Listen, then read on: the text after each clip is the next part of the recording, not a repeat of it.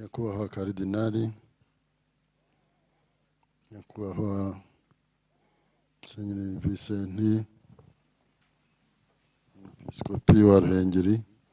Ubu ni ukwivuga cyangwa n'igihe utavuga cyane?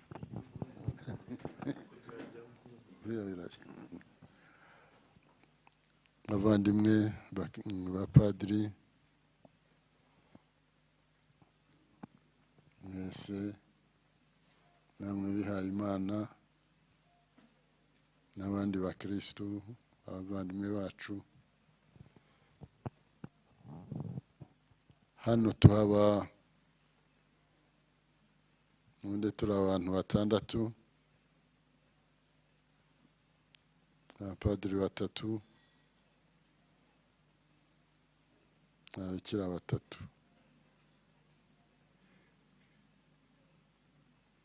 Ariko muri iki gihe umupadiri karidinali yatwihereye aracyari mu nzira. Cyakora twizera ko azatugeraho bidatinze. Hano rero ndi mu kiruhuko koko. Cyakora mujye munsabira ikiruhuko kitazantera ubunebwe cyangwa ngo kinyongerere indwara. Iyo umuntu ari mu kiruhuko cyane ndibwira ko atabura no kongererwa indwara. Kuruhuka cyane rero, umuntu agomba kuruhuka mu rugero, none byarananiye. Ndaruhuka ngakabya. Cyakora ngashaka kudakabya ariko nabyo bikananira. Murava rero mungiriye inama. Cyakora icyo mpamya byo nuko kuruhuka ari ibintu byiza, ariko gukabya rero biranga nabyo bikaza. Murakoze rero kuba muje kuri uyu munsi ngo dufatanye kwizihiza intumwa za Nyagasani Yezu Kristo.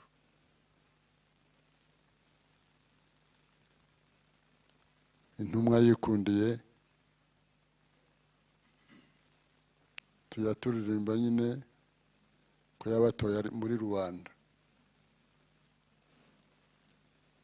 akabagira inshuti ze,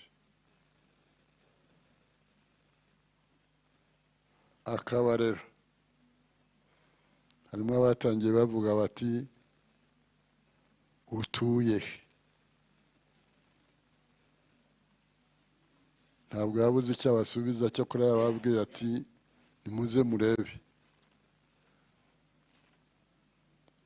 Cyakora ngira ngo bararebye, banze batahabonye neza, ntabwo bongeye kubaza. Baramukurikiye kuko yabibasabaga. Kuba intumwa rero, kwemera Yezu Kristo kandi ukamukurikira, ni ibintu bikugaramyiriza ibibazo byinshi. Iyo batamukurikira ubanze bari kongera ibibazo. Rero kuba baramukurikiye ibibazo byabaye bikeya. Dukomeze gusabirana rero. Icy'ingenzi mu buzima bwacu, turabiyegurira Imana,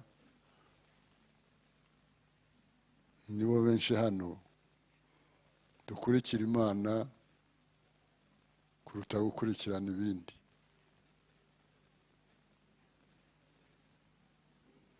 Muri iki gihe nkunda kumva radiyo. Fungura radiyo, aho ngeze ngasanga abantu benshi bita abahanuzi. Kavuga bati ujye uhamagara kuri iyi telefone uzadusanga, niba urwaye uzava aho ngaho ukize. Ntugire ubwoba bw'amafaranga, hari za poromosiyo, wihute. Ubundi abahanuzi baratinywa, ariko abo ntabwo dukwiye kubatinya.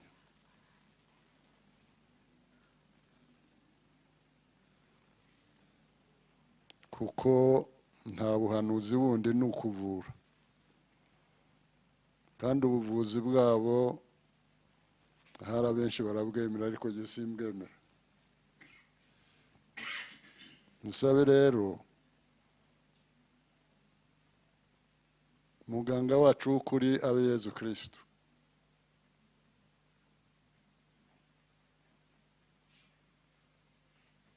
tuzi ko yavuye indwara nyinshi, abahinamiranye, abagendana ubumuga bwose bundi, abafite ubuhumyi, harya bita ngo iki ubundi muri iki gihe?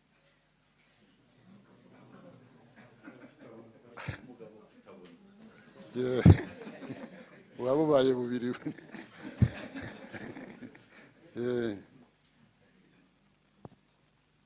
Nyagasani Yezu Kristo rero niwo muvuzi w'ukuri.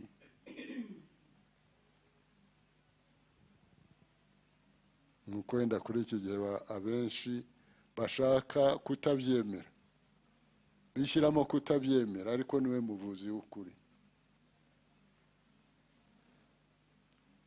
turabasabira rero mwebwe muri mu bakristo hagati, kugira ngo mubatabare, mubakize bene abo bavuzi, babasezeranya poromosiyo y'amafaranga. aho rero niho jyewe nsaba kugira ngo kiliziya idaterwa.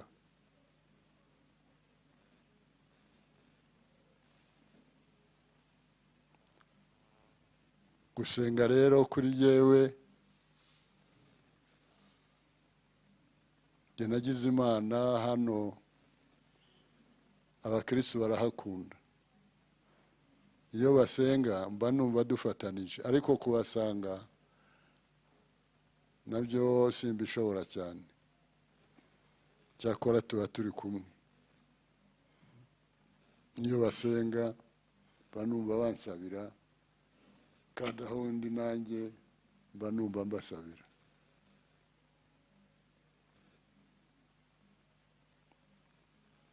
ahasigaye rero ndashimiye ko urugo rwacu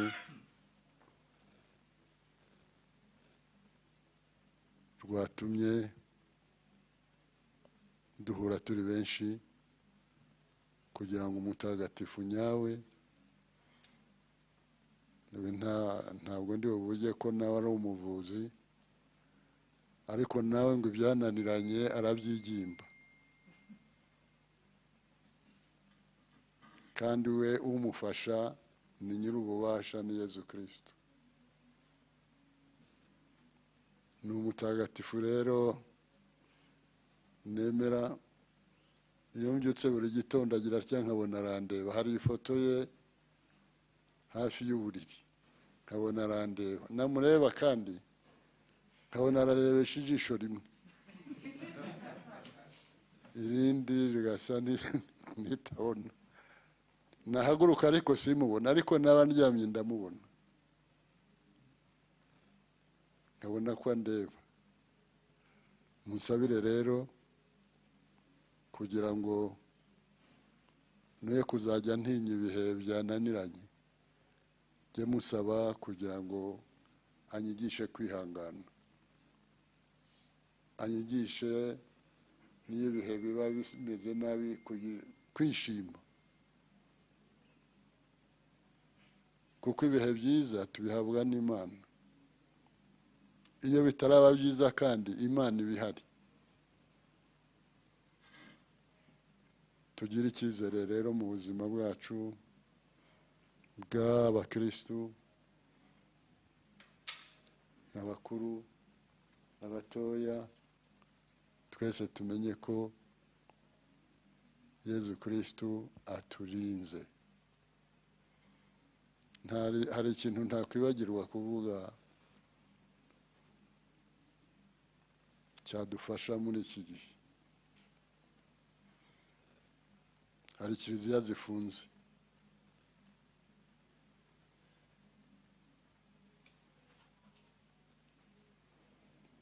kiliziya ntabwo ishobora gufungwa, kandi kiliziya ni Yezu Kristo.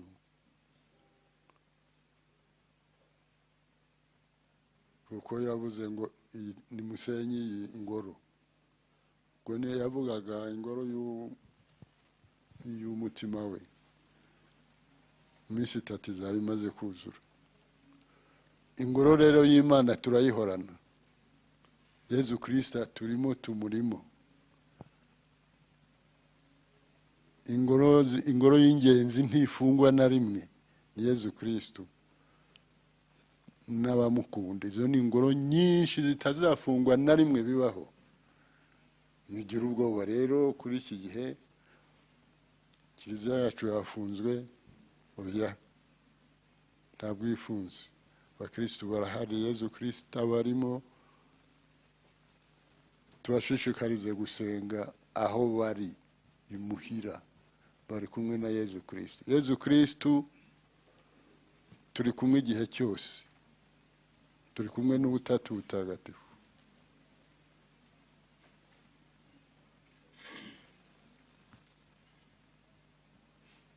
Yezu Kristo turahorana, ndetse yaranudutetesheje ariko ntitunabizi rimwe na rimwe. Yaduhaye marayika murinzi. Mujya mwibuka ko buri munsi tuba turi kumwe? Yaduhaye marayika murinzi. Imana rero niyo kiliziya yacu, Yezu Kristo woherejwe muri twe ni kiliziya yacu, kandi ubwo twemera uwo tuba turi kumwe nawe.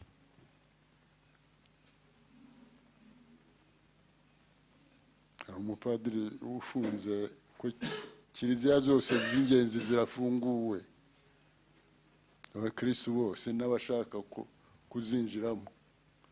Dushimira Imana rero, ahasigaye dukomeze dutegereze uwafunze niwe ufungura, sibyo? Murakoze rero kuza kumfasha gushimira Imana.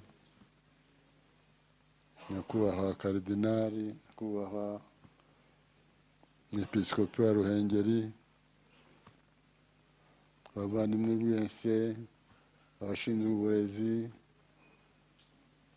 abashinzwe abakristo ku nzego zinyuranye, ubu turacyari kumwe. Kiliziya z'Imana rero mufunguke. Murakoze.